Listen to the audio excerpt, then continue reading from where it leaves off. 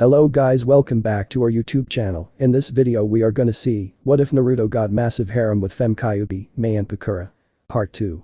If you want more awesome fan fiction like this, don't forget to hit that subscribe button. So without wasting any time, let's get into the video.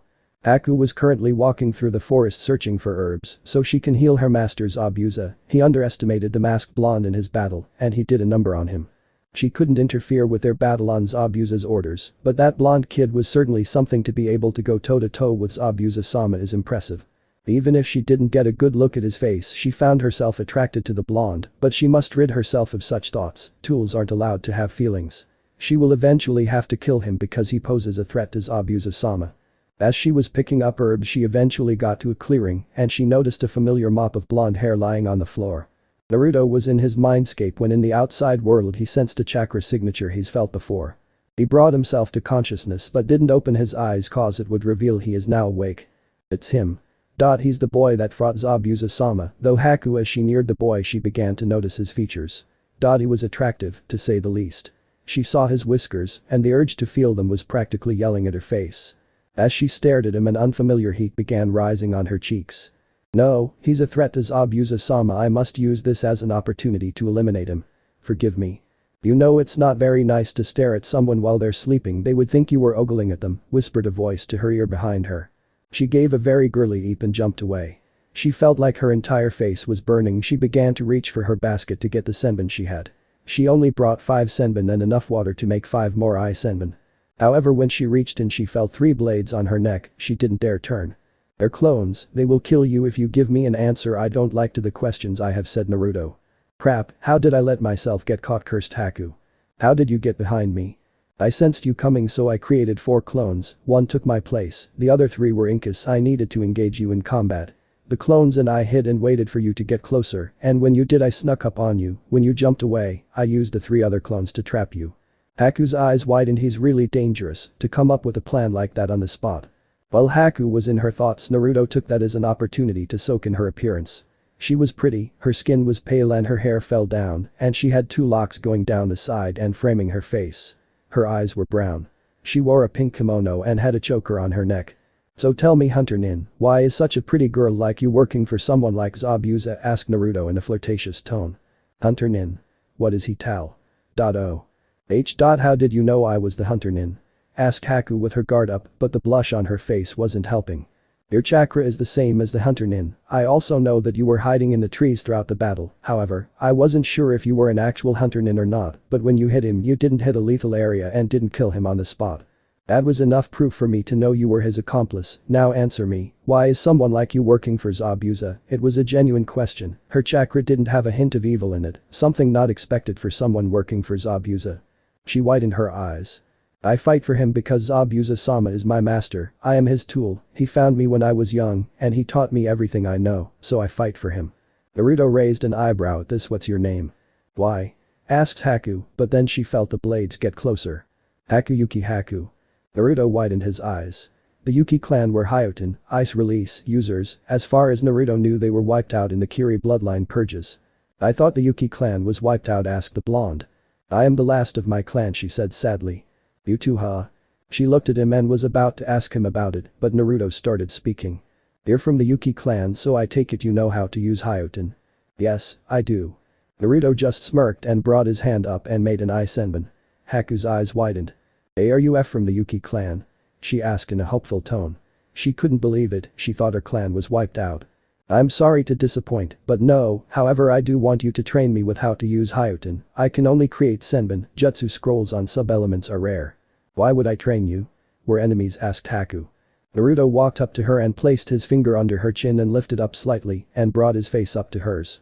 Their faces were now inches away, then he whispered. Because I will give you a prize if you will, he said as he brought his face closer. Haku's face started burning and she can feel her nether region starting to feel funny. Something about this boy was making her crazy, whether it was his appearance or aura she didn't know. But what she did know is that he is powerful. She dares even say more powerful than Zabuza. The aura he is releasing is something else. What would my prize be, she asked, slightly panting. Naruto turned around and walked away to her disappointment. A slight whimper left her mouth as he walked away. Naruto noticed it and smirked. He also noticed the new scent coming off her. It was a scent he recognized. Hinata is always giving off that scent when she's around Naruto. Tell me, do you hate Gato? Asked the blonde. Slightly taken back from the random question she just replied yes, I do. Why? What would you say if I told you I would help you and Zabuza kill Gato and raid his base? I assume you're only working for Gato for the money. Yes we are, but why would you do this? Well for one I've developed an interest in you. 2 I hate backstabbers and I know Gato is going to backstab you guys. And 3, Gato is rich, I can take his company and get the money, if money is what you want, then I'll help with that. She blushed when he said he had an interest in her, how do you know he's going to backstab us? The little birdie overheard Gato saying something about letting the ninja weaken Zabuza, then he'll attack them, kill Zabuza and take the girl as a toy, and I'm not sure if I'd want my new little friend to be turned into a toy he said as he walked up to her and caressed her cheek. She felt herself getting hot and slightly moaned at his touch. How do you know all of this? Let's just say I have eyes in places. Those eyes helped me find Gato's base, if you want we can go have fun and ransack the place and kill Gato and take his money. The offer was very tempting, all of her senses were screaming at her obey the boy in front of her. Oh okay I'll tell Zabuza-sama what you said. Naruto began to caress her cheek again and brought his hand to her sides and started caressing it sensually. Thank you Haku-chan, meet me here in 2 days at 10 with your response. He leaned down and brought his mouth close to her ear and whispered, and if I don't like your response, then I might have to punish you, finished the blonde as he disappeared in a blur along with the clones. She fell down to her knees and began panting. She was sweating and it felt like something was burning in her nether regions. She's never felt anything like this before. He's barely been gone for a few minutes and she already missed his presence. It was intoxicating. She quickly recomposed herself and began to gather herbs for Zabuza's medicine. However, a certain blonde never left her mind. Naruto, you truly are evil, said Kurumi with a laugh. I don't know what you're talking about, Kuru-chan, said Naruto innocently. You almost made her orgasm with it, she replied with a full-blown laugh. I did what I had to do. I don't know about you, but having a few Uzumaki Hyoten users is a very tempting offer. I was lucky she is the submissive type, if she wasn't this might have ended very differently, replied Naruto.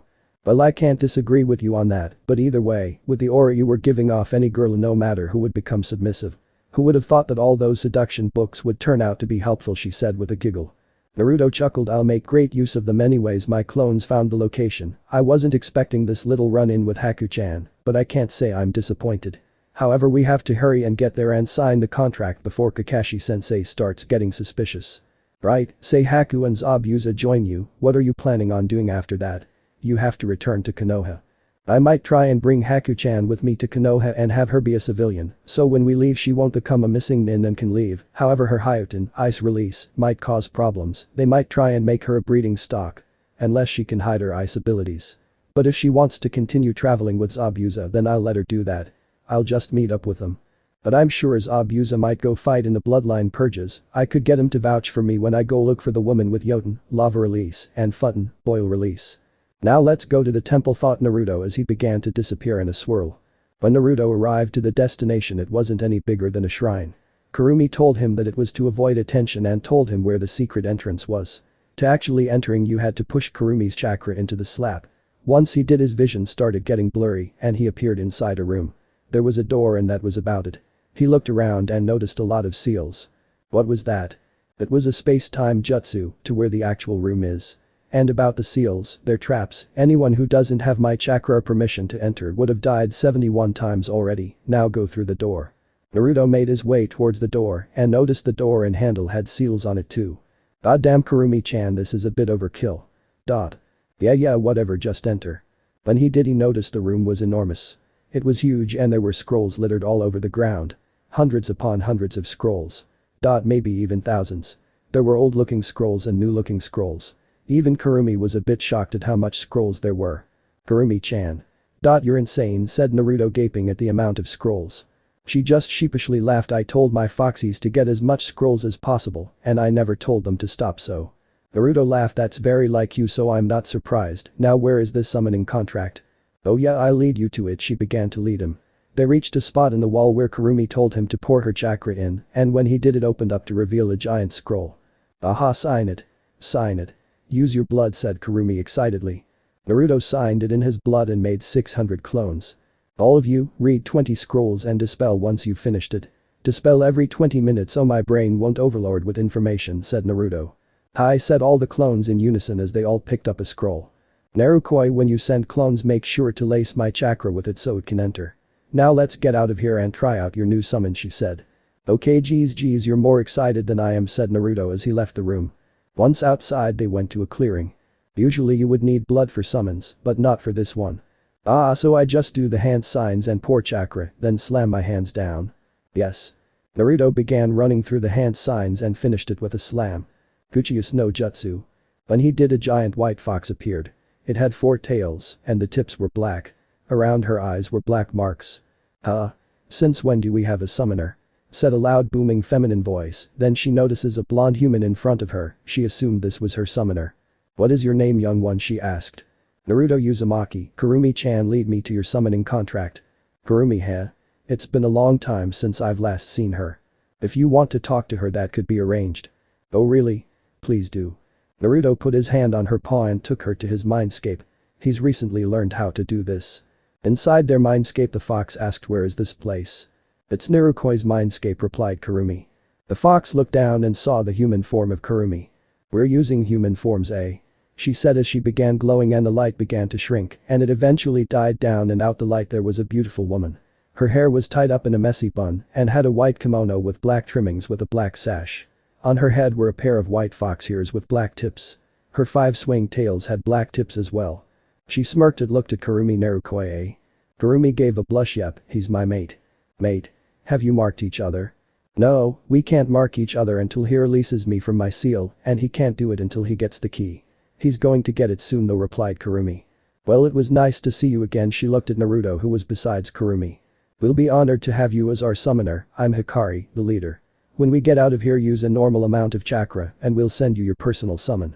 The general abilities of foxes is the ability to shoot out flames and liquefied flames, similar to lava, but lighter and not as dense.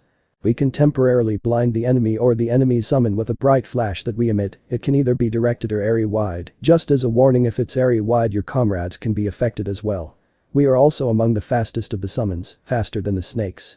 We can change our size and shrink so we can be used as messengers, however we can only use a human transformation like I am right now. Once we've fully matured, max sizes depends on each fox, minimum is 30 meters tall. It only goes up from that unless they haven't fully matured yet. Each fox also has a special ability, so please summon us when you require our assistance, Naruto-sama, she said with a bow. Of course, Hikari-sama, Naruto replied with a bow of his own. She then looked at Kurumi and smirked. I'll see you again too, as she began to disappear. Naruto left his mindscape and began running through the hand signs again and slammed his hands down. Uchiha no jutsu. In a small poof of smoke, a small fox appeared. It was a dark black with orange tips on its single tail. It has black Skrilla eyes with a tint of orange and white slit. Naruto was ecstatic to see it had orange. This was automatically the best summon. Hi master, I'm Miyako, your personal summon. I'm sure Hikari-sama told you what we can do. I still haven't gotten my special ability yet and I'm not fully matured, but I swear my special ability is going to be super cool and powerful. And in no time I'll be a super cool, powerful, sexy vixen, ready to take on any threat for master. But right now I can be used as a super cool messenger. I can also attack people with my claws and fire, yipped the small fox in a squeaky voice as it jumped up and down, then began to climb on him and rested in his head. I'm sure you will, Miyako-chan, said Naruto as he brought her down and carried her on his arms and began to scratch her ears, much to her pleasure. Master is nice. I can also tell that master is very strong too. Please don't send me back, master, I want to stay with you. I promise I'll be a good kid if you let me stay with you here, pleaded the fox. Yeah, sure you can, I see no problem with it. Wait, does it drain my chakra if I have you here for extended time? No master, I can stay here as long as I like and it won't waste any chakra. You only need to use chakra to summon me, replied the fox. I see no problem then, Miyako-chan, let's go then. Yay, said the excited fox. I think you might want to hold on for this, said Naruto as he felt the fox grip his arm tighter. Then began to leave in a swirl. When they arrived near the wave in a swirl, Miyako began to yip excitedly. Whoa master, what was that? That was really cool, said Miyako. Glad you like it, it's what's called a space-time jutsu that is used to teleport. That was super cool and fun, master. Naruto chuckled. Thank you. I have a question though, can other people understand you like I can right now? No, to other people it sounds like I'm yipping. But you can understand us because you're our summoner. When I get older I'll eventually be able to speak your language. Another thing, because I'm your personal summon we can talk telepathically, so if we are in a steal mission you can hive me orders telepathically. You can't do this with any of the others though, like Hikari-sama for example, so that means I'm special, said Miyako said excitedly. I see, thanks for this information Miyako-chan. No problem master she replied happily. Told you they would love you said Kurumi in his head as she watched the scene. I knew they would, I mean who wouldn't. Oh no. Please don't I don't need you getting a big ego, you'll end up like an Uchiha, said Kurumi hysterically. Calm down I'm not one to stoop that low, said Naruto with a laugh as he made his way to Tazuna's house with Miyako on his shoulder. Kakashi and the rest of the squad started getting nervous since Naruto hasn't returned and it was starting to get late. They went out to search for him but didn't find him. Hinata especially was worried for her blonde crush. What if something happened? What if he died before she told him how she feels? Most importantly, he died before he could take her virginity. Now she'll never be able to lose it and she will have to die a virgin. However their worries were cut short when they saw their favorite blonde making his way towards the house. He was seemingly talking to someone, but where was no one there making them wonder if he lost a few screws. But as he got closer they noticed a small black fox on his shoulder. They all ran outside, yes even Sasuke. Naruto noticed him and began apologizing. Hey guys, sorry for my outburst yesterday, he just pushed my wrong buttons and I kind of lost my cool. They heard the small fox yip then Naruto looked at it and said no, I'm not a robot, it's just a figure of speech. The fox yipped again.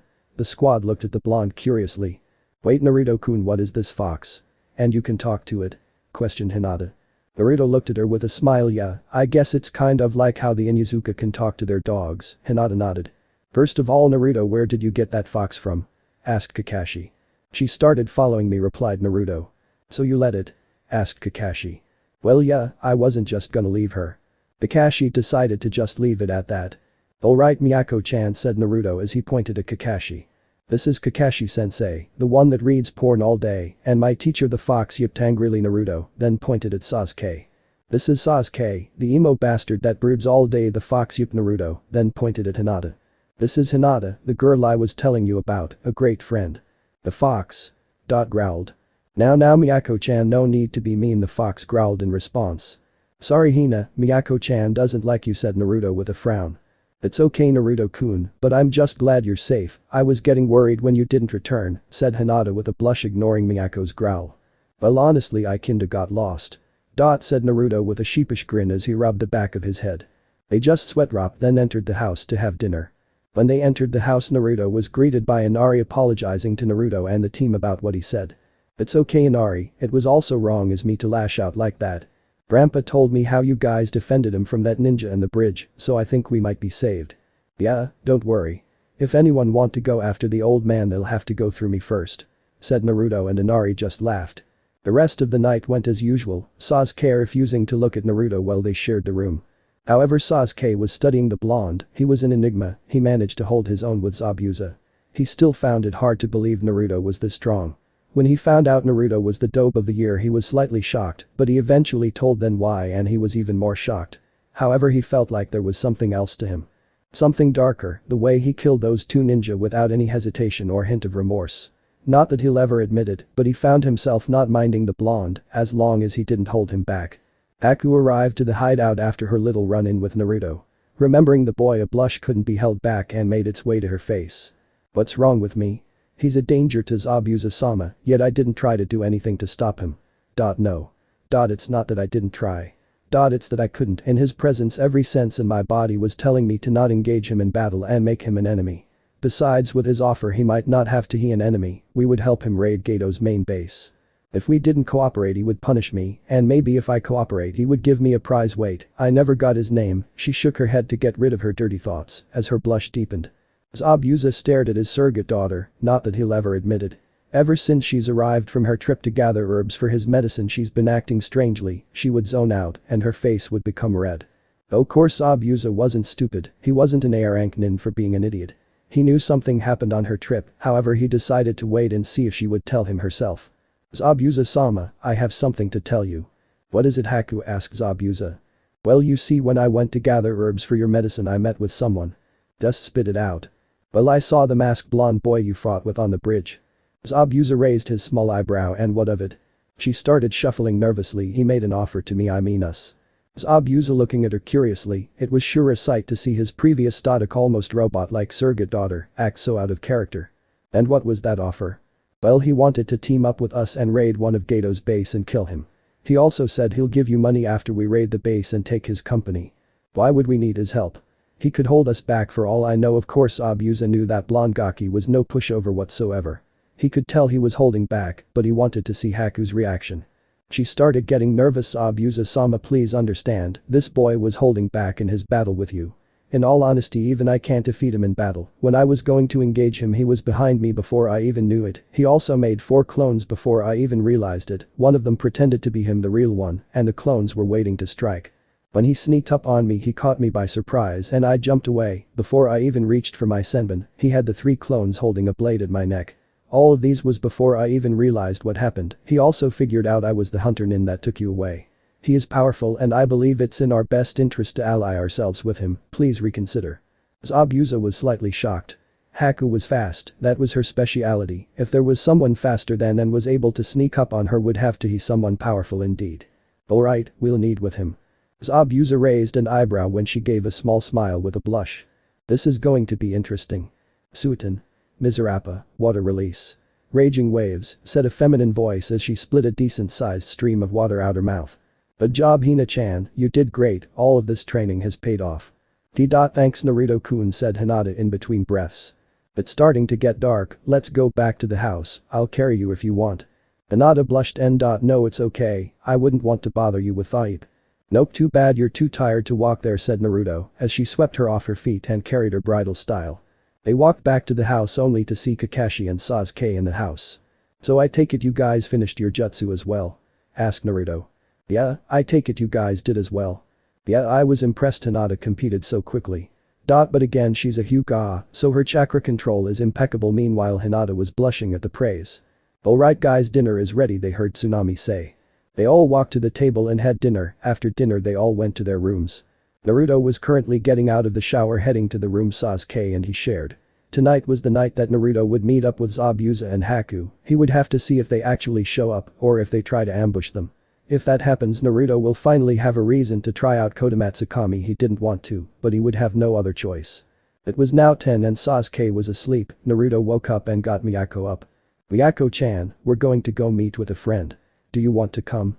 There is a very high possibility that you'll have to kill. If you don't feel comfortable killing yet, then you can stay here because we might raid a very bad guy's base, said Naruto telepathically to Miyako. No problem master, I'll kill for you if you need me to, I'll follow your orders. If they're your enemy, then they're my enemy, she replied telepathically. Okay, get on, he said as he patted his shoulder. She climbed on him and got on his shoulder. She gripped him tighter as she began to see her vision swirl, signifying that they were using that super cool space-time jutsu. Haku has been waiting nervously for the subject of her thoughts recently to arrive. Haku, where is this friend of yours? Asked Zabuza. They've been here for about 5 minutes waiting for him. He probably got caught up with something, replied Haku in his defense. A few minutes passed and they noticed the space a few feet in front of them began to shift and twirl, and out the twirl a black figure can be seen coming out until eventually Naruto materialized and was standing in front of them with a small fox on his shoulder and the mask they saw him with on. Yo, said the blonde as his mask seemed to melt off, revealing something he recently learned to do. Since it was made out of his chakra, he just manipulated it to make it seem it was melting. Naruto then noticed Haku's change of attire. She now wore standard Kiri pinstrip outfit stopping at her knees. Over this she had a green haori with white trimmings. On her waist she wore a light brown sash and her hunter nin mask hung on it. Same appearance as canon. And Zabuza's attire was the same as before. Upon seeing Naruto, Haku blushed, something that didn't go unnoticed by the 2 males with her. So you're the Gaki Haku has been going crazy over for these past 2 days. Said Zabuza as Naruto smirked and Haku began sputtering. I didn't know you felt that way, Haku-chan, I'm flattered. Said Naruto with a glint in his eyes. Haku now had a blush that would make Hinata jealous. Zabuza chuckled, then Naruto spoke again. I apologize, I haven't introduced myself formally. My name is Uzumaki Naruto, pleased to make your acquaintance, and this here is Miyako-chan, he said as he gestured at the fox, then slightly bowed as the fox yipped. I'm Zabuza Momoichi, and this here is my student Haku. Yuki. Haku looked at him, shocked that he didn't refer to her as a tool. However, she found a smile make its way to her face. Zabuza then said, so what is the deal?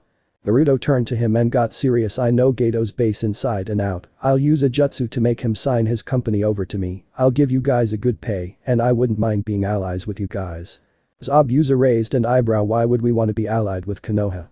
Naruto chuckled, no, you have me wrong, you'll be allied to me, not Konoha. Zabuza raised his eyebrow at this. Very well then, if Haku here trusts you then I see no other reason to go against her. There is also another part to the deal, Haku-chan will help me with my Hyutin.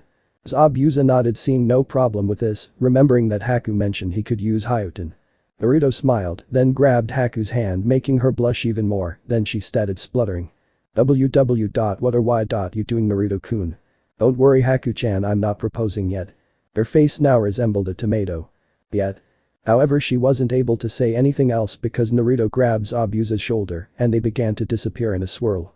The day just wasn't Gato's day, first two deals he was trying to make didn't go as planned, plus Zabuza, that ninja he hired is being annoying, he is still going to betray him and take the girl he has with him as a new toy, but still.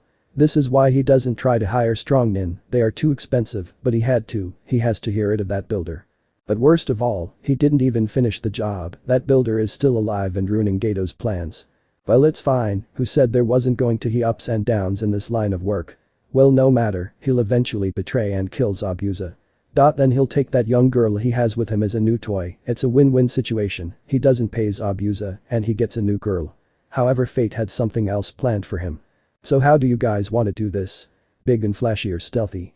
My affinity is water, so not much I can do here jutsu-wise, plus both Haku and I are masters of the silent killing technique. So I'll say silent is the best route, said Zabuza. Naruto smirked, put on his mask and made his sword pop out, Zabuza gripped his oversized sword and Haku put on her mask and grabbed some senbon. There are 3 floors, first 2 floors are riddled with guards, the third floor has 6 guards, on the entrance gate there are 2 guards, they can be easily taken out. You both will take the first floor Miyuko, and I will take the second. Once you both finish we meet at the second floor, then we'll go to the third floor and take out the guards, then we'll have fun with Gato, said Naruto. Haku, Zabuza and Miyako nodded, all understanding the simple plan. Now, let's dance, said Naruto as all 4 of them disappeared in a burst of speed. They won't even see what hit them. It was a fairly quiet night, no screaming, no explosions, nothing like that. Only sound that he heard was the sound of liquid hitting the floor and thumps all throughout the building. 31. Whispered Naruto as he swiftly cut the head off a guard and disappeared. 32. He whispered as he appeared behind a guard and cut him in half, then disappeared. 33. He whispered as he swiftly impaled a guard in the chest. 34. He whispered as he decapitated another one that disappeared. 35. As he whispered as he stabbed him from the back in the herd, killing him instantly, then disappeared in a burst of speed. 36 whispered Naruto as he appeared behind a big buff-looking guard and stabbed him throat, rendering him unable to speak, then stabbed one of his major arteries, leaving him to bleed to dead. That's all of them, thought Naruto in disappointment, then he saw Miyako covered in blood coming at him. That's all of them, master, said Miyako as she shook all the blood off her. Master, you stink, said Miyako as she was walking up to him and sniffed him. Yeah, I'm pretty sure you stink too, we'll go bath at a river when we leave, with a small laugh. Okay master. How much did you kill? Let me think. I killed 35. We almost got the same, Naruto said with a chuckle. Hey Kurumi-chan, you haven't been talking to me as much. Is something wrong? Nope, nothing is wrong, I've just been watched everything happening, plus you've been quite busy. Okay, I just wanted to make sure, I promise I'll get you out that seal as soon as possible. She smiled. Oh, course you will, Narukoi. That's when Haku and Zabuza walked in and saw Naruto. You guys done with your floor? Asked Naruto. Hi, they both replied in unison. Alright, let's go, said Naruto as they all disappeared in a burst of speed. Obito was in his room counting his money, he liked counting his money because it reminds him how rich he knows he has a lot, but he just likes to flex to himself. However, his flexing session was interrupted by some rude people who for some reason decided to barge in. Who the hell are you guys? Wait, Zabuza. Who are the other 2 people? What are you guys doing here? Shut up and sign your company over to me, said one of the 2 masked person, the blonde one, to be specific. Obito began to laugh. You're funny kid, guards. No one came. Guards, he said again.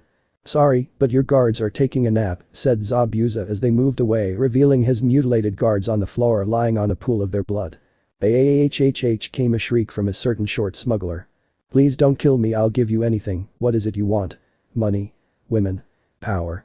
Anything but please don't kill me, please, Gato. Naruto smirked. I might just take up on your offer, he said as he handed him some papers. Obito read them and his eyes went wide. You want my company? Please take anything else but not my company, he said. Naruto appeared next to him and gripped his throat and lifted his small body up and said coldly, "You said anything, this is what I'm asking for, now sign it or you'll be meeting your guard soon again." Okay. He choked out as he fell to the ground. When he got up he signed the papers and Naruto reviewed then to make sure he didn't deceive him. Naruto smirked behind his mask. "Now my next request is for you to actually obey Haku-chan's request," said Naruto as he moved away to bring the spotlight to Haki.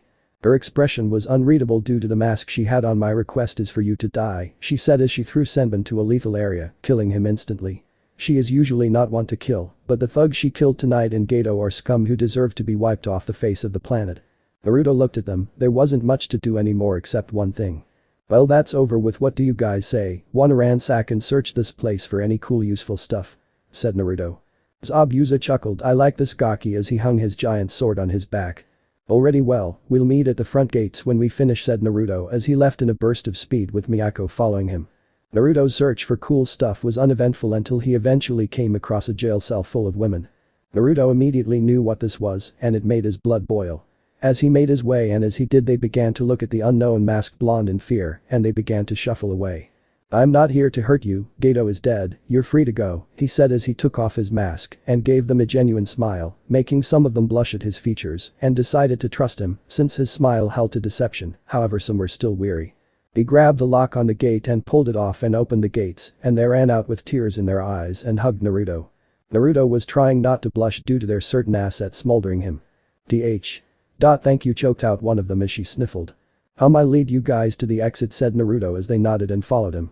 Naruto arrived to the gates with the girls. He told them they're free to go and clumped him with hugs and thanked him again, then ran off.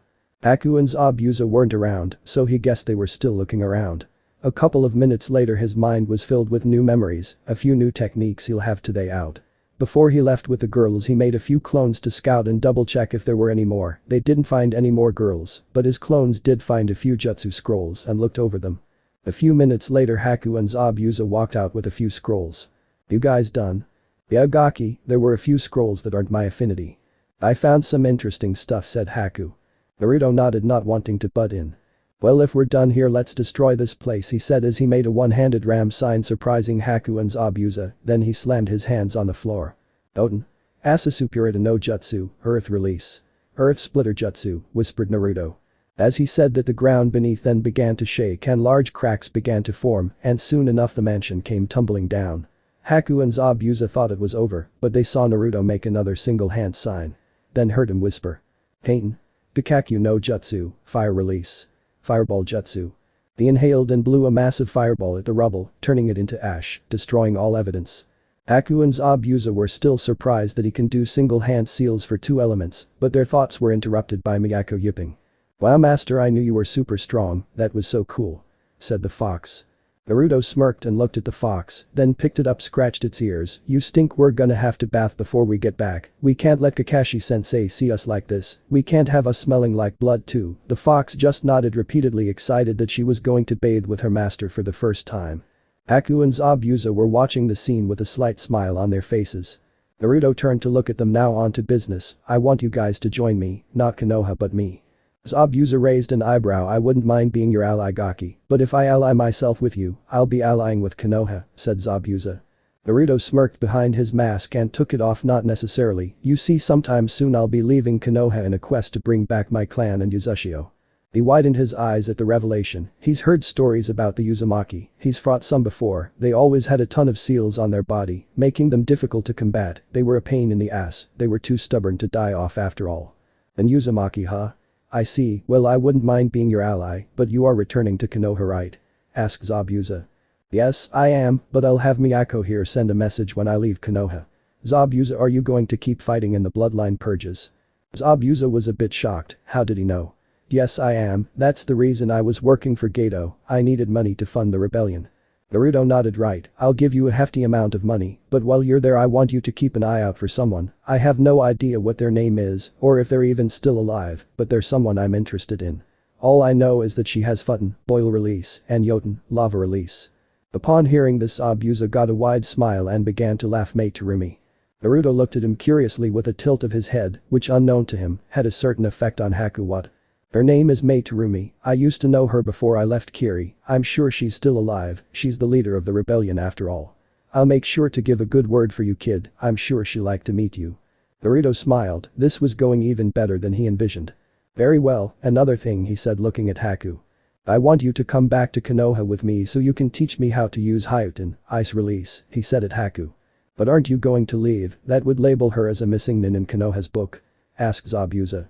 But she'll register as civilian, civilians are free to leave at any time Naruto replied before continuing. Kakashi doesn't know about Haku, he doesn't know she was your accomplice, that was something I deduced myself and didn't tell them about it. So I can bring her with me and say she is someone I found that wants to go live in Konoha and have a peaceful life as a civilian. Another reason is because I know for a fact that the Konoha counselors would want her to become a breeding stock for her Hyutin, ice release, and I'm absolutely not allowing that to happen. There are a few sensors in Konoha that will sense her chakra levels, but I will place a seal on her that will hide her chakra, I know for a fact they work because they're the very same ones I use. Zabuza and Haku were a bit shocked at how much thought Naruto put into this. Haku's right, this kid is smart and cautious thought Zabuza. Very well, that'll work out. I trust you'll take care of Haku right? Of course I will. Good because if you don't I'll find you and kill you, said Zabuza with a smirk. Naruto laughed then said very well, I'll allow you to kill me if something happens to her, anyways, meet me here at 10 again, and I'll give you your money, and I'll place the seals on Haku he said, as he looked at Haku and Zabuza. Haku and Zabuza nodded. Naruto nodded, then patted his shoulder and Miyako climbed on, and he was about to leave when he said alright, well I'm gonna go bathe at a river now, if you wanna come peek, you're free too, he said at Haku with a wink. Haku's face was red and she began sputtering. This made Naruto laugh as he walked away. However she was highly tempted to, but she didn't because what would Zabuza say? Once Naruto got to the river he began to bathe Miyako. So you're going to leave the village master? Yeah, I want to bring back my clan and their land Uzashigakure, and if I stay in Konoha they would want to control me and the clan. Wow that's super cool master, don't worry you have me to help you in your quest to bring back your clan, she said as her face turned into one of happiness as Naruto was scratching her ears. Alright, well I trust you'll do a great job. Well we're done here, let's go back said Naruto as he finished drying himself and Miyako shook the water off happily because this was her first bath with master and he trusts her. She climbed on his shoulder and they began to disappear in a swirl. When they arrived Naruto were glad to see Sasuke was still asleep so he laid down and Miyako nuzzled him, as they were resting Miyako heard Naruto talking to her telepathically. Miyako, I'm going to take you to my mindscape where Kyubi is, I usually spent my nights there with Kyubi and now I can't spend them with you there too. Please do master she said excitedly. She was ecstatic, spending all night with master in his mind and meeting Kyubi-sama. Her master truly is the best.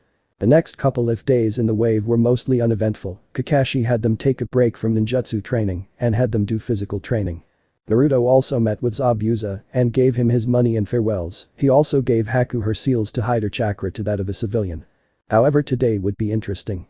Naruto brought home a girl that wanted to live in Konoha, much to Hinata's annoyance, due to how close Haku and Naruto seemed, from what Kakashi deduced she has civilian level chakra so she wasn't lying, and she wasn't a spy for another country or something. So what's your name? Asked Kakashi as they were all awkwardly sitting in the living room. Naruto and Haku were sitting together on one side they were sitting a little too close to each other for Hinata's liking I might add. But anyways, Miyako was on Naruto's lap as she was snuggled up pretending to be asleep, but in reality she was talking to Naruto and Kurumi telepathically. She can now talk to Kurumi and Naruto at the same time due to the fact that Kurumi was technically a part of Naruto, so she was kind of also Miyako's master, but she couldn't command her like Naruto could, just speak to each other telepathically. But anyways, the other couch was Sasuke, Kakashi and Hinata. Kakashi was asking Haku questions, Hinata seemed annoyed, and Sasuke didn't seem interested, however in his mind he was judging Haku. What does the dope see in her?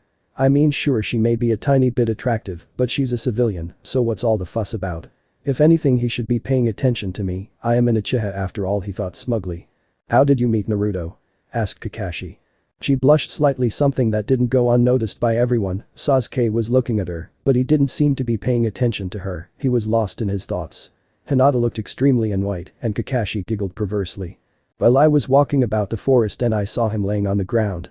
He looked tired so I stayed with him until he woke up, we talked for a bit and began to wander around, that's where we found Miyako-chan, I eventually found out he was a Konoha nin, and I asked if I can go to Konoha with him, and here we are she said with a smile. I'm surprised I remembered all of that thought Haku since before they came Naruto told her to tell them that if they ask how they met or where they met.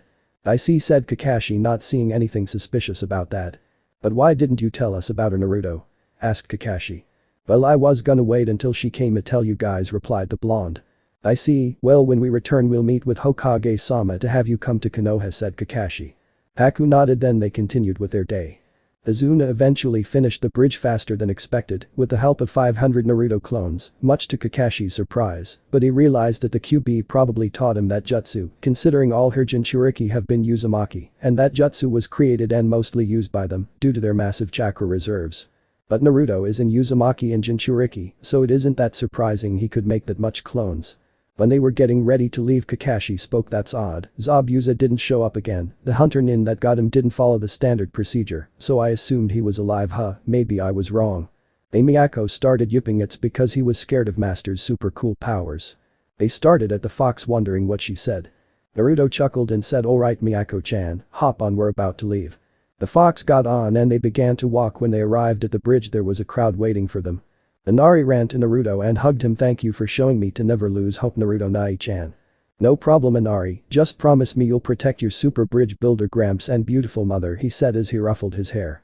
Hinata's and Haku's eyes started twitching when he called her beautiful.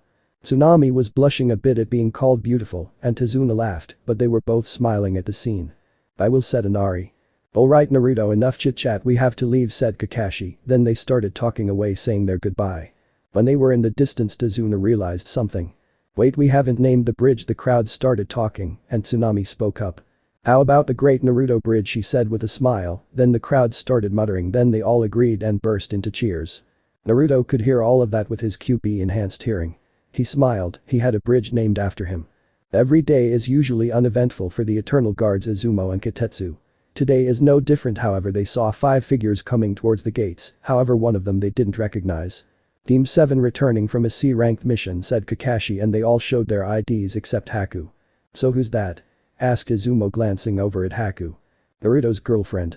Haku's face became beet red and started sputtering. Naruto laughing, and Hinata glared at Kakashi, much to his surprise. He didn't know Hinata was capable of glaring, however soon enough a perverted smile came to his face, which was luckily hidden by his mask.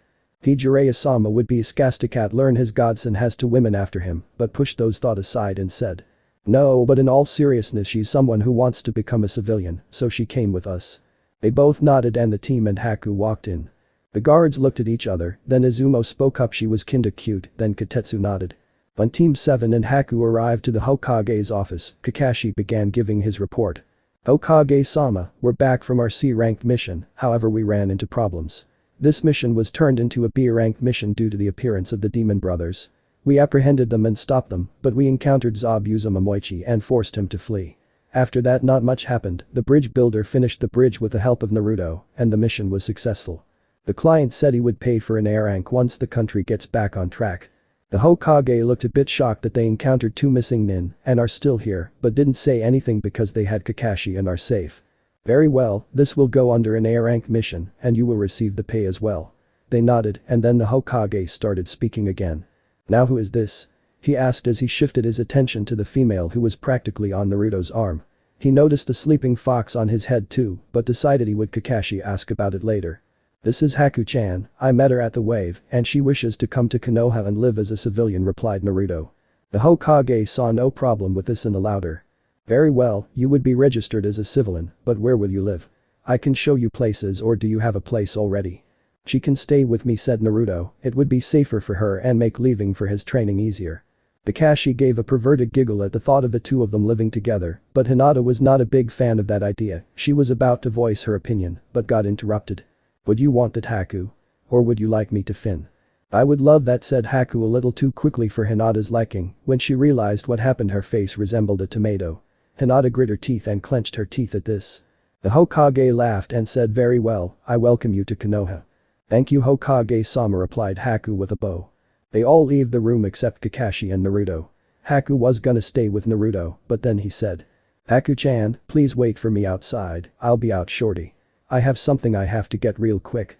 She nodded and left, however on the way out Hinata gave her a dirty look and walked away.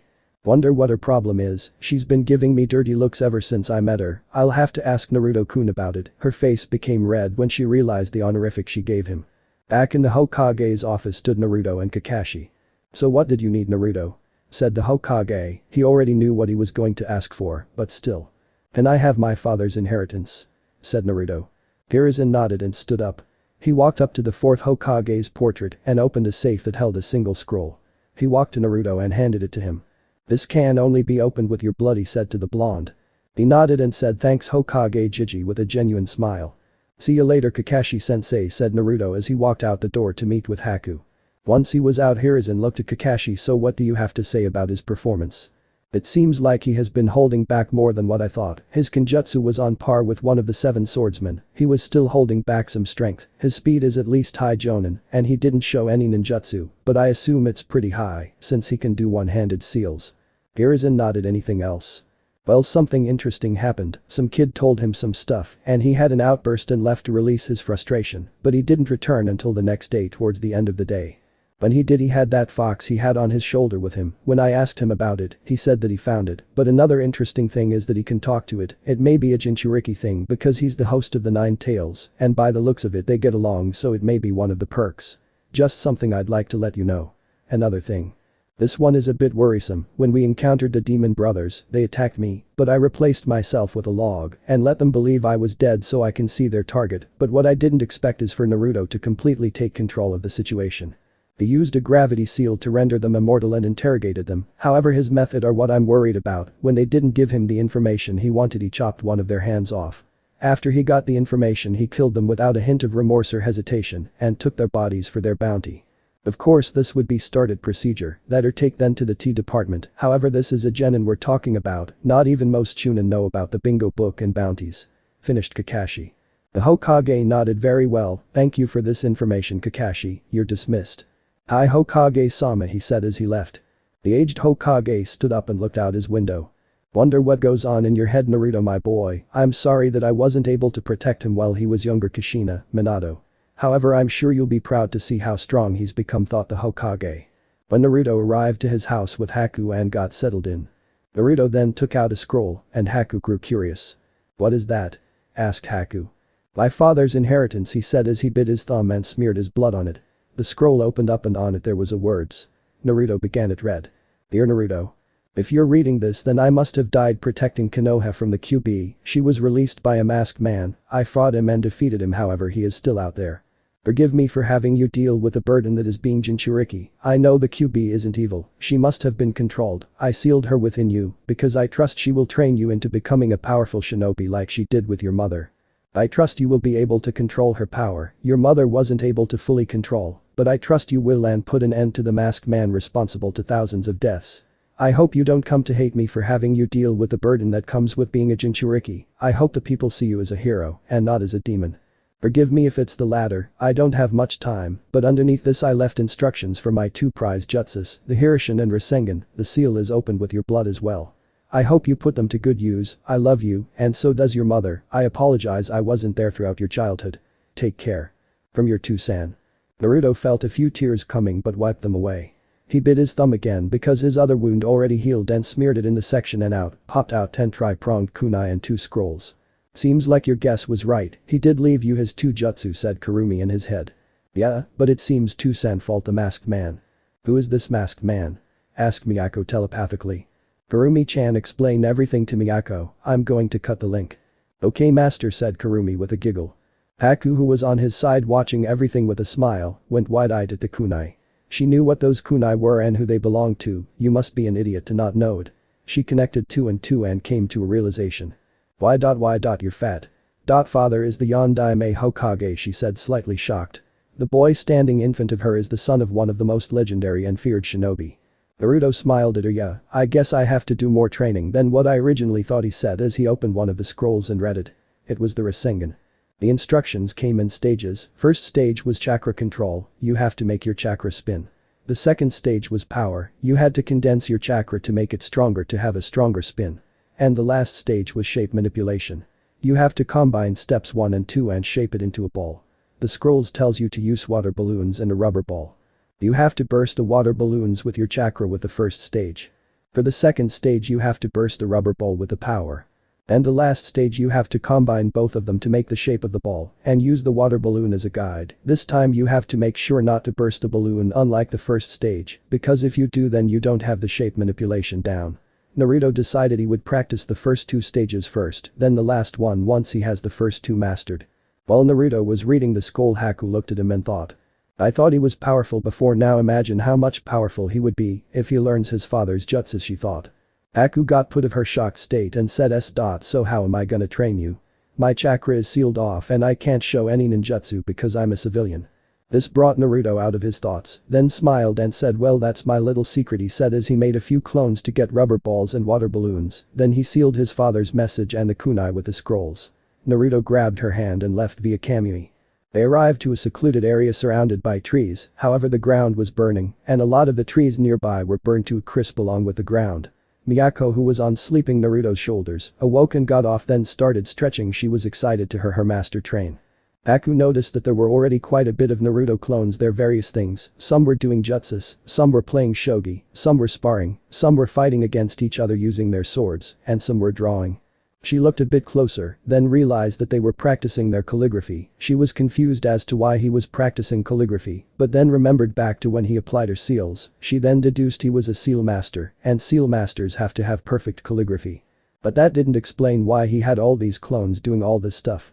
Isn't this just a big waste of chakra? Naruto-kun, why are all these clones doing this?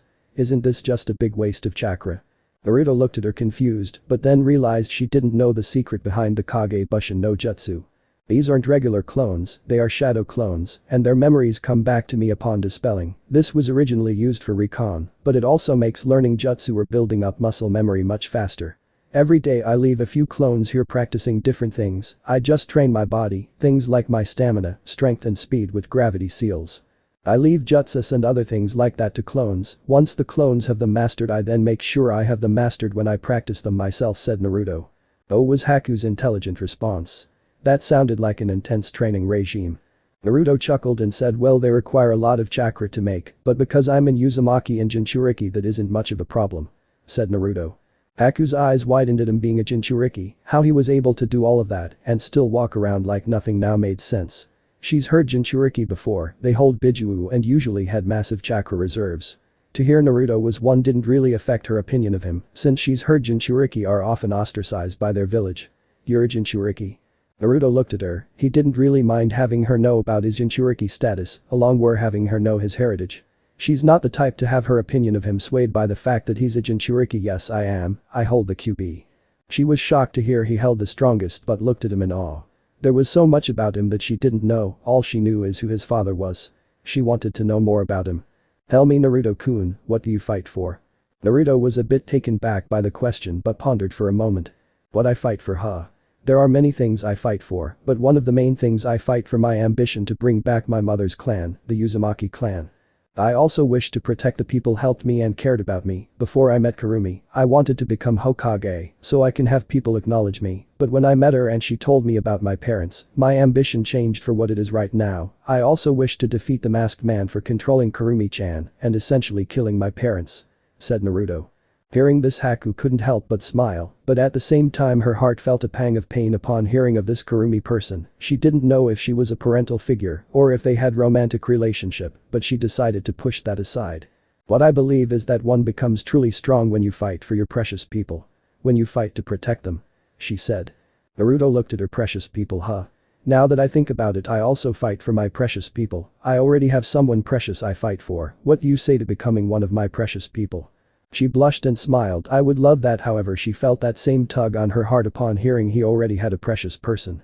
She pushed those thoughts aside and looked around and said, where are we anyways? Kurumi showed me this place, it's apparently far away from Konoha, so we should be able to train here no problem.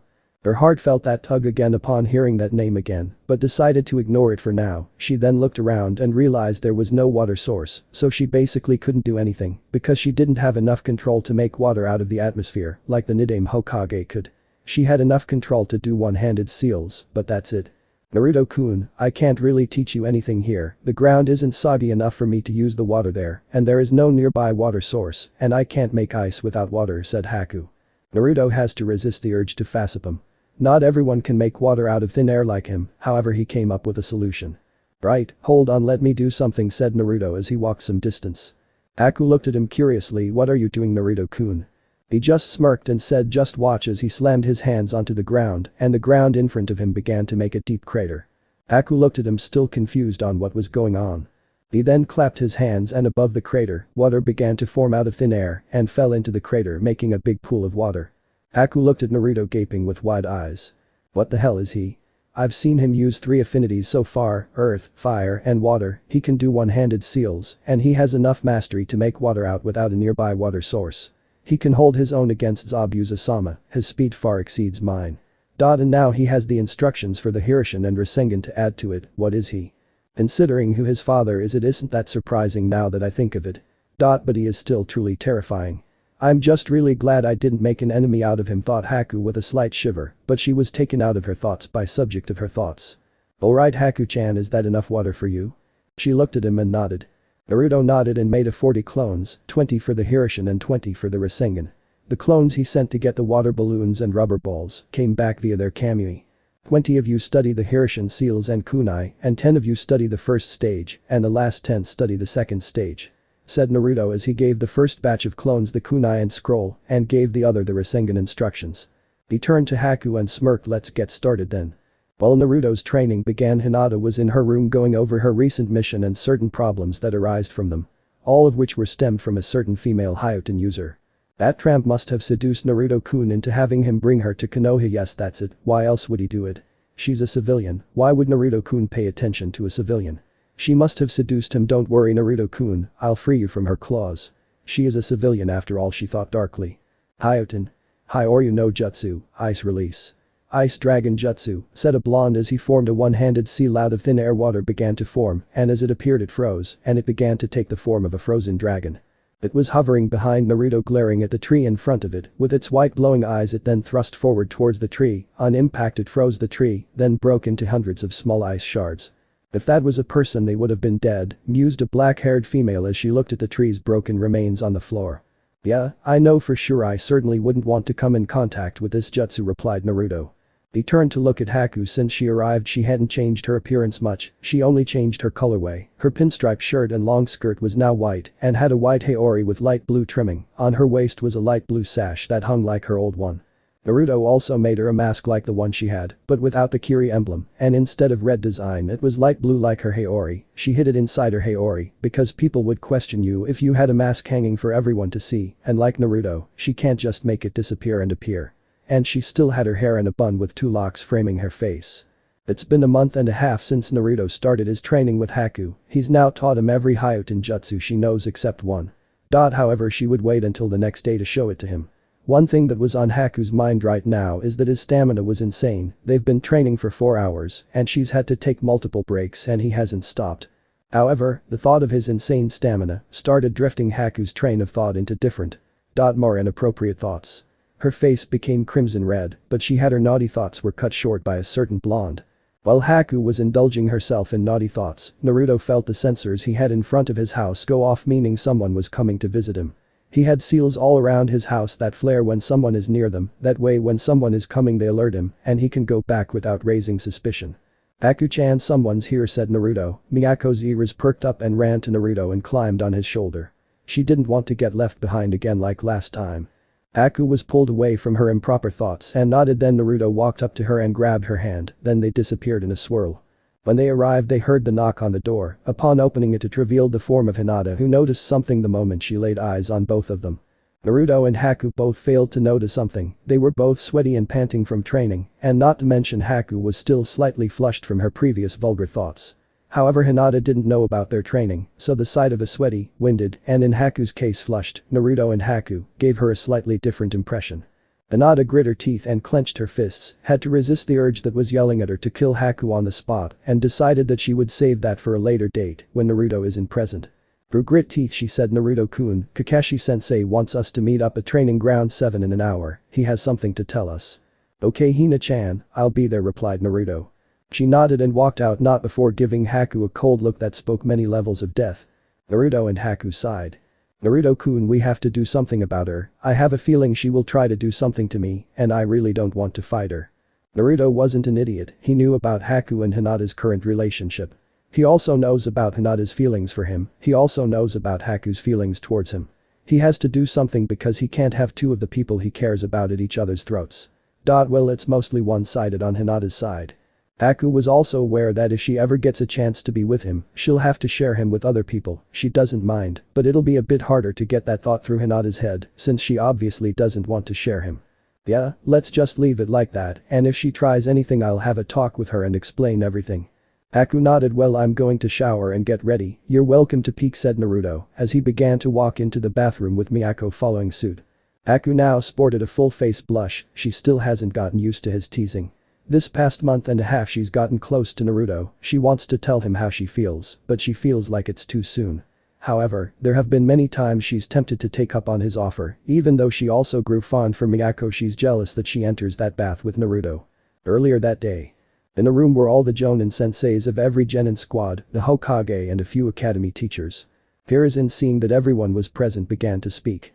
As you may know, the Chunin exams are being held in Konoha in a few days. I want to know which senseis are going to be submitting their squads to participate. As the Hokage finished speaking, the Jonin senseis began nominating. I, Kakashi Hot Aki, nominate Team 7 for the Chunin exams. I, Kurenai Yuhi, nominate Team 8 for the Chunin exams. I, Might Guy, nominate Team 9 for the Chunin exams. I, Asuma Saratobi, nominate Team 10 for the Chunin exams. That's when Iruka stepped in to voice his complaints. Whoa, are you really nominating this year's graduates for the Chunin exams? It hasn't even been 5 months since they've graduated. The Chunin exams are dangerous. Kakashi looked at Iruka and said, no offense Iruka, but there are students now, not yours. If we deem them fit for this exam, then we can nominate them if we wish. Also, let me remind you that my squad took on and defeated B-rank nin the Demon Brothers from Kiri and forced A-rank nin Zabuza Momoichi to flee. Yeah, but they had you, Kakashi retorted, Kurenai still in denial that a genin that graduated as dead last can do all that. That is true, but if I'm going to be honest, Naruto is the one that did all the work and defeated the Demon Brothers, and when I was fighting Zabuza and got caught by his jutsu, it was Naruto that forced him into releasing it and then engaged him in a kinjutsu battle, one of the 7 swordsmen in a kinjutsu battle, and managed to make him flee. Naruto has also shown great leadership skills, and in both situations he showed great maturity and took control of the situation like any good Chunin, no, like any good Jonin would. So I'm definitely sure my team is ready to take this exam, with Naruto leading them there is no doubt they'll make it through. Said Kakashi. Although she was in denial, Kurenai's interest in the boy grew. She's heard both Kakashi and Asuma praise and speak highly of the boy. She'll visit him and find out for herself what all the fuss is about. Anyways, the Hokage agreed with Kakashi. This would be a great opportunity to see how strong Naruto truly is, and we'll see how he fares against others. The Hokage called the meeting off, and the Jonin senseis went off to tell their squads about the exam. When Naruto arrived with Miyako on his shoulder to training ground, Naruto was shocked to see Kakashi was on time. Naruto pointed the accusing finger at Kakashi and dramatically said, with Miyako yipping and looking as shocked as Naruto, y. You're o. On t. Time. The squad sweat dropped. Is this really the strongest person in their squad? Kakashi I smiled. Yes, I am, this is an important matter. Naruto and Miyako regained their composure. Well, what is it, Kakashi-sensei? Asked Naruto, although he already knew what this was about. I've nominated my cute little genin for the Chunin exams, said Kakashi with another eye smile as he handed them their registration papers. Gee, Kakashi-sensei, when you say it like that you make it sound a bit creepy, said Naruto as he got his registration paper. Kakashi got a depressed aura around and was muttering something about disrespect students. Well, it's up to you if you want to take this test. If you do, then go to the academy in 3 days at 12, said Kakashi before he spoke up again. Well, Jana, said Kakashi as he disappeared in a poof of smoke. Naruto looked at his squad. So I assume you guys are taking this? Hinata nodded and Sasuke snorted and said, of course I will. So do you guys want to get ramen? They both nodded and they walked towards a certain booth that served the food of the gods. Team 7 has been getting along quite nicely. Hinata decided to grow out her hair and it now currently reached her shoulders. Instead of the tan jacket she used to wear, it was now a black short-sleeved jacket with lavender trimming. It hugged her frame and showed off her growing assets more. She had a lavender belt-like thing on her stomach. On her one arm she had medical tape much like her cousin Niji and wore fingerless gloves. On the other arm she had her headband tied to her bicep. She has back shorts that stopped on her mid-thigh and long black shinobi sandals that stopped just below her knees. She had black stockings visible on one thigh, but on the other it was covered by white medical tape. On her waist was a black holster like Naruto's, which Naruto also added a storage seal. Besides the holster was her mask, her sword and sheath were on the other side of her waist. Sasuke had a black high-collared shirt with the Uchiha symbol on the back. He had black shorts and black shinobi sandals. He had his legs bandaged. He had both of his hands wrapped in bandages that stopped at his forearm. He had fingerless gloves on. He had his mask hung on his waist, and besides the mask was his holster that was identical to Naruto's and Hinata's with the same seals. On the other side of his waist, he had his sword and sheath hung on it. Naruto's appearance didn't change aside from the fact that, like his teammates, he had his sword on his waist along with his mask. Sasuke's superiority complex has been knocked down by Naruto. He now sees him as a rival, someone that will help him get stronger, someone to compare himself with. Naruto has also been helping him get stronger. Sasuke always believed he is a lone avenger and didn't need anyone, that they would just hold him back. Oh, how wrong he was. Actually, it's thanks to Naruto that Sasuke is as strong as he is now. He's taught him some jutsu and even helped him awaken his Sharingan. He now has it at 2 Tomo. Naruto also put gravity seals on both him and Hinata, and their speed has greatly improved. Much to their disappointment, they aren't nearly as fast as Naruto. But compared to their other previous classmates, they'll certainly leave them in the dust. Hinata has also been learning a lot with Naruto. She's been practicing striking her target's Tenketsu faster. She was now proud to say that she was nearly as good as her cousin Neji at their family's Jiken style. Their teamwork is practically flawless, much to Kakashi's happiness. With all three of them, they don't even need to communicate to figure out what the other is planning. Spending so much time training together has made a greater understanding on each other's fighting styles. They even can work in sync with Miyako. Currently, Naruto has been trying to get them into Kenjutsu. Hinata and Sasuke have never really put much thought about ever learning Kenjutsu, but after seeing Naruto go at it with Zabuza, their interest grew. There is also the fact that Naruto told them it's best if a shinobi is well-rounded. They agreed and have been training. They're not as good as Naruto, but they're definitely Chunin material. The Chunin exams won't know what hit them. Team 7 was currently nearing the ramen stand when they heard some ruckus. Naruto looked at them, and they decided to see what the fuss was about. Both Hinata and Sasuke put on their masks, and along with Miyako, they took to the trees to scout the situation, while Naruto walked up to them. The masks were Naruto's idea. He said it would be a team thing since he had one. Sasuke's mask was all white with eye holes so he can show off his Sharingan. There was a red outline around the holes and a red stake going down from the eye holes. Think Jiraiya's red marks. Hinata's was white with black slit eye marking, similar to those the Kiri Anbu had. It had lavender lines around where the eyes are that resemble the veins that pop out when the Byakugan activates. When they arrived to the scene, they saw 5 people. 3 of them they recognized. They were Konohamaru and his 2 other friends, but the other 2 they didn't.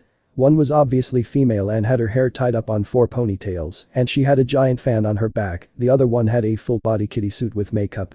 Hinata and Sasuke stayed in the trees, and if the situation escalated they would make their presence known. Naruto also taught them how to hide their chakra and the shunshin. "Just let him go, Kankuro," said the female. "No, Temari, I need to teach this little punk a lesson," said the newly identified Kankuro. "Stop, let's go. What if Gaara comes?" said the newly identified Temari.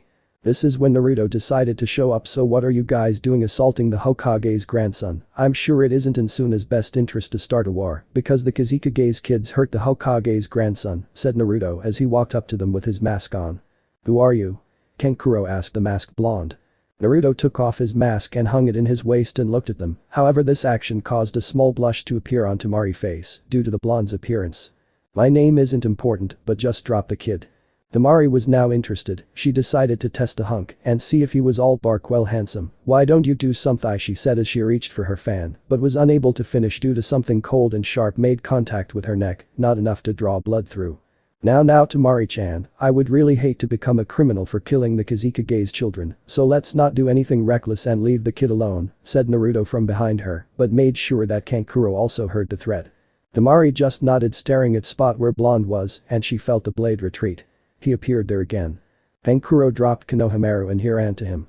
"Thank you, Naruto Nai-san," said Konohamaru as his friends went to him. "Alright, now go and try to keep out of trouble," said Naruto as he ruffled his hair. They nodded and ran off. Naruto looked at the 2 people in front of him. "So I assume you 2 are here for the Chunin exams." They both nodded. "Ina-chan, Sasuke, Miyako, you can come down." As soon as he said that, 2 masked figures appeared next to Naruto and a small black fox appeared on his shoulder. They took off their masks and looked at them. Then Naruto said something, "Tell your teammate to come down." As he said that, a red-haired boy with dark circles around his eyes appeared in a swirl of sand. "Temari, Kankuro, I saw everything, you're an embarrassment, Suna." But Gaara, the kid, ran in. "Shut up or I'll kill you," interrupted the newly identified Gaara with bloodlust on his voice. Hi, replied a shaken Kankuro. "Narukoi, I sense my sister inside him, the one-tailed raccoon, Shukaku, she's a bit crazy and tends to drive her Jinchuriki insane, they usually call her mother and she deprived them from sleep, hence the circles around his eyes," said Kurumi. "Right." Naruto looked at Gaara and said, "Tell Shukaku-chan Kurumi-chan says hi." Gaara's eyes widened. "How do you know of Mother Uzumaki?" "I'm similar to you," Gaara said. Naruto. "I see, your will help my existence, mother your blood Uzumaki." "I'm sure Kurumi-chan wouldn't appreciate that, one can't compare to 9 after all," said Naruto with a smirk. Gaara gripped his head in pain due to Shukaku yelling in rage because of being called weak for having one tail. While Hinata and Sasuke were confused on what he meant by all that, Kankuro and Temari knew exactly what he meant and were weary of Naruto now. If he can control 9, then this little plan of theirs would end badly. "Sasuke, Hina, let's go, this little detour has made me more hungry," said Naruto as he turned around and walked away with Hinata and Sasuke following suit. "So that's what the competition is going to look like, huh?" said Sasuke. "Yeah, but nothing we can't handle," said Naruto with a smirk as they arrived at the Ichiraku ramen booth. It was now the day for the exam. Team 7 arrived to the academy and saw a large group distracting people. Naruto then saw the sign and noticed that it was a Genjutsu and Sasuke was about to say something about it but was stopped by Naruto. "Sasuke, it's to weed out the weaker ones, let's go." Sasuke nodded and then began to walk up the stairs when they were greeted by Kakashi. "I knew you 3 would come." Miyako growling. I mean you 4, I came to wish you luck, you better win, I have a lot of money on the line," said Kakashi with a nice smile. The squad just sweat dropped. "Okay, whatever Kakashi-sensei, but you have to treat us to ramen with that money," said Naruto as Hinata and Sasuke nodded. Apparently they both have grew fond of the food. "Okay, Jana," said Kakashi as he disappeared in a poof of smoke. "Why does he always do that?" said Hinata as they began walking. They noticed someone coming towards them. "Hi, are you Sakura?" asked the boy. Team 7 with the inclusion of Miyako shook their heads furiously. "God no, they forgot about the monstrosity known as Sakura, they haven't seen any of the other rookies since they graduated the academy." While Miyako was lucky enough to haven't met her, she's heard horror stories of her. "Are you Naruto Uzumaki?" asked a boy as he looked at Naruto. "Yes, why?" "Please fight me." Naruto looked at him with a tilt of his head. "No." "Why not?" "I want to see how bright your flames of youth burn," said the boy excitedly with a high five. Naruto sweat dropped at his attitude. "Lee, let's go, I thought you said to not bring attention to ourselves." "Oh hi Naruto," said a girl with 2 buns on her head. She came with another person who Naruto eventually recognized in Neji, Hinata's cousin. Naruto knew Tenten because her family's weapon shop is the only one that wouldn't try to scam him and he grew quite fond of her. "Oh hey Tenten, so you're taking the exams too?" Hinata narrowed her eyes at her. "Another one? Why does Naruto-sama have to be so popular?" Her thoughts were cut off when noticed someone else with her. "Hinata-sama," said the other Hyuga as he grit his teeth. "Neji," was her response. Naruto noticed the tense atmosphere between them, then held her hand. He knew of their strained relationship. "Well Tenten, it was nice seeing you, but we have to go, see you Lee," Neji said Naruto as he walked off with Burr. "Hina, Sasuke, let's go," said Naruto as they walked towards to the room that they're supposed to enter. Upon entering they were hit with a wave of killer intent. They just shrugged it off and noticed a familiar group of people. The rookie 9 were all there, they all looked the same. "Ah Sasuke-kun, you look so cool," they heard a screech and a pink blur made its way to Sasuke before he held his hand out to stop her. "Shut up Sakura, you're annoying," said Sasuke. Everyone had to resist the urge to burst out laughing at Sakura's expression. But Sasuke-kun, she wasn't allowed to finish because Naruto told her. "Sakura, stop being so loud, do you really want to annoy Sasuke? He'll hate you forever if you do, you know.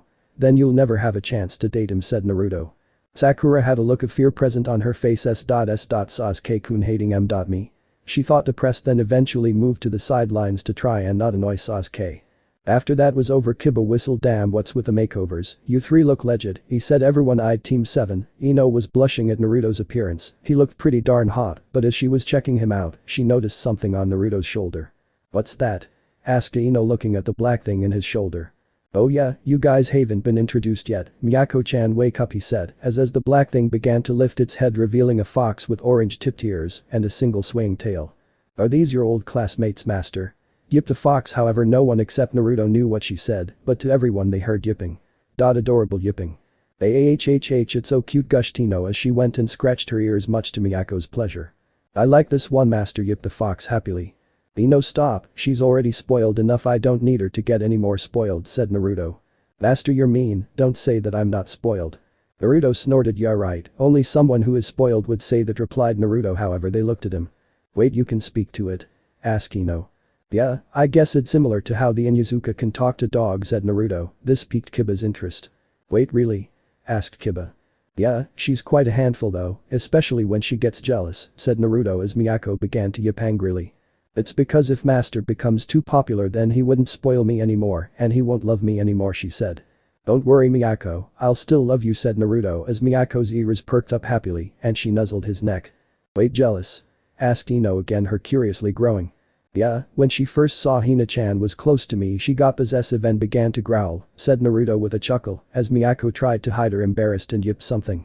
Because I thought she was going to attack you, Master, she yipped softly.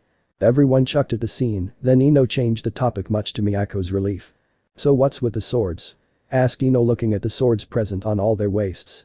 Naruto has been teaching us kenjutsu, said Sasuke to everyone, surprised that he could say anything other than HN and brood. They noticed something else. What's with those masks? Asked Kiba again. This time it was Hinata's turn to reply. It was Naruto's idea again, surprising that she didn't stutter. Then Ino noticed something and got a huge grin as she made her way to Hinata's side.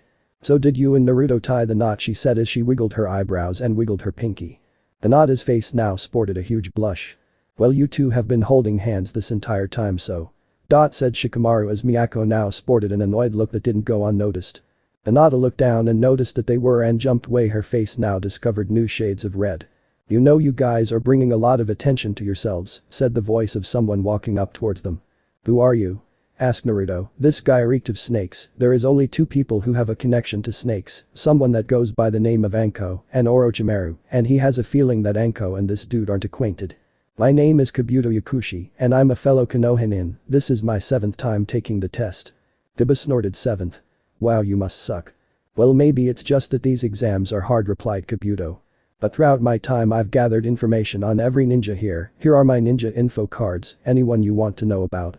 Information on Naruto Uzumaki, Sasuke Uchiha, and Hinata Hyuga, said Kiba.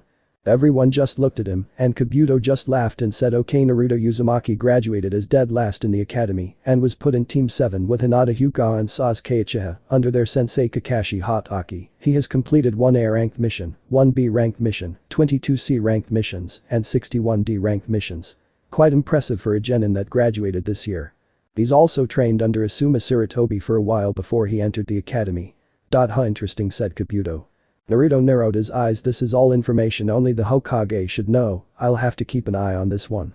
Next is Sasuke Uchiha. He graduated as Rookie of the Year and was put in Team 7 with Naruto Uzumaki and Hinata Hyuga under their sensei Kakashi Hatake. He has completed 1 A ranked, 22 C ranked missions, and 61 D ranked missions.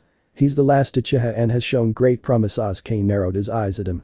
Next is Hinata Hyuga. She graduated as Kunoichi of the Year and was put in Team 7 with Naruto Uzumaki and Sasuke Uchiha under their sensei Kakashi Hatake. She has completed 1 A ranked, 22 C ranked missions, and 61 D ranked missions. She is the current Hyuga heiress and had shown great mastery of her clan's Taijutsu style. The Rookie 9 were a bit shocked to hear that they had an A ranked. There's a lot of competition from a lot of nations. Well, there is one squad from a new village called Odo. They don't seem like much and probably won't do much. On the other side of room a bandaged person heard him. You hear that, Zaku? Let's show them what the sound can do, he said. Zaku threw a kunai at Kabuto.